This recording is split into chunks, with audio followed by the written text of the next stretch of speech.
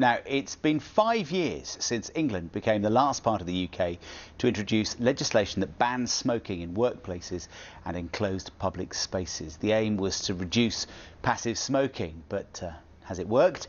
And does the law now go far enough? Joining us are Andrea Crossfield from the charity Tobacco Free Futures and Simon Clark, who's from the pro-smoking group Forest. Thanks both for coming in. Morning. Has it worked? It's been a brilliant success as part of a comprehensive evidence-based approach to tackling tobacco harm. What is working that well. What evidence shows that it's working? We've seen a reduction in the number of heart attacks.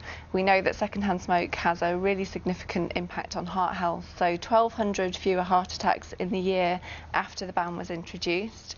We've seen an improvement in bar worker health too.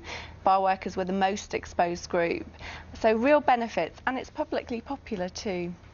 Simon, it's not popular with you, but they're saying that the figures speak for themselves. More people alive today, people in better health. Can't argue with that, can you? Well, I certainly can. Thought you might. I mean, it's just nonsense, this business about health. They're saying that heart attack admissions to hospitals have been down since the smoking ban. They were already in decline before the smoking ban. So for them to say the smoking ban's had a big effect on public health is nonsense. Maybe in 25, 30 years' time we might be able to look back and say it's had an effect, not just 5 years down the line. Hang on, let me finish, Andrea. It's true that... It's not true. Hang on, let me finish. You know, it might be a great success for fanatical anti-smokers. It's not been a great success for the 5,000 publicans who've had to close their pubs. It's not been a great success for the millions of smokers who've been forced to stand out in the wind and rain. And in many cases, their social lives have been ruined. Particularly older people who've been used to going to their pub or their club, they now stay at home. They smoke and drink at home. Why can't we... There's no evidence that there's been an overall impact on the hospitality trade. Hang on, 5,000 pubs have closed. How can you deny that? Pubs were closing anyway. Pubs not were changing. Not to the same extent. There's been a dramatic increase in pub closures. And you know, really, this was about health, wasn't it? It was about health, and that's what we're improving. And you know, we need to look at, we've protected adults in public places and in workplaces. We need to look now at how can we further protect children from tobacco harm. Let's talk about looking forward, say in the next 5 years. How much further can this go? I mean, do you think we'll have 5 years, banned on the pavement outside offices? In the next 5 years, I would like to see action to protect children. So I would like to see smoking banned in cars that are carrying children, and I would like to see the introduction of plain packaging of tobacco, as will happen in Australia from December this year. It's something that the government are consulting on, and tobacco companies know that the pack is part of their marketing.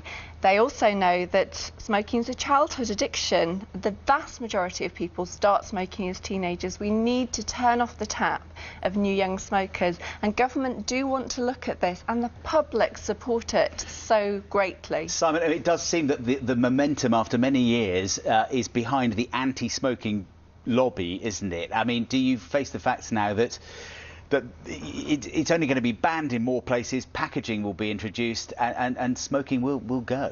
Well, I don't accept that at all. I mean, what's obviously happened in recent years is a huge amount of public money has been thrown at organisations like Tobacco Free Futures and Action on Smoking and Health and all the rest of the tobacco... Hang on, let me finish. You're funded by the tobacco and you're funded by the taxpayer.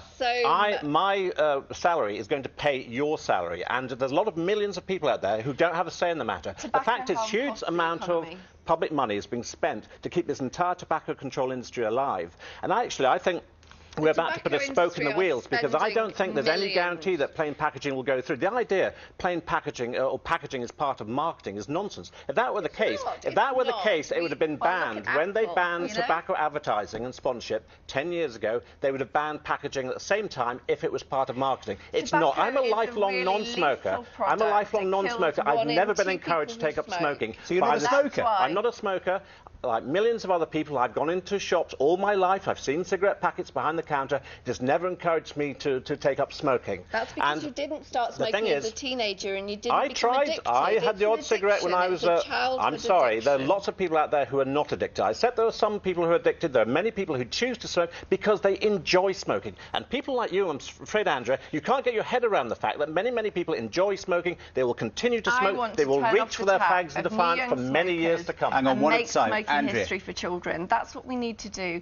You know, people can. It's been here for hundreds of years, though, hasn't it? It has, but now the health harms are fully understood. The tobacco industry denied for many years that smoking was harmful. They still deny that second-hand smoke is harmful. We need to do what we can to make smoking history for children. We need to focus on future generations and create tobacco-free Government needs to treat people like adults and let us make our own choices. There's no reason, going back to the smoking ban, why we can't have separate smoking rooms in pubs and clubs. David Cameron talks about the big societies. Smokers are being excluded from society. It needs to be more inclusive. You're creating a situation where people are being excluded from society, and that's totally and utterly wrong. We're going to have to end it there. Thank you both for coming in. I don't think you're going to agree, but it's been an interesting debate. Thank you both indeed for coming in.